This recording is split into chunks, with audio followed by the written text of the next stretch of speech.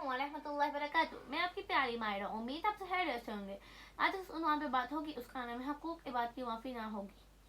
आपने दर्जनों लोगों का दिल तोड़ा है। आपका ख्याल है कि मैं कसरत से दुरूद शरीफ पढ़ूंगा तो वो माफ़ हो जाएंगे या उम्रे से माफ़ हो जाएंगे। ये कैसे हो सकता है? वो हकूकुल इबाद उम्रे से माफ़ नहीं हुए, बल्कि माफ़ी मांगने से माफ़ होते हैं। दूसरों पर इल्ज़ाम लगाने वाले, ज़रा अपने आप में तो झांक कर देख, अपनी गलतियां तो देखो। दूसरों से हिसाब मांगने वाले, ज़रा अपना हिसाब तो देख। कभी अपने ज़मीन की अदालत खुद लगा कर तो देख। किसी को बुरे कहने से पहले अपने अंदर झांक कर तो देख।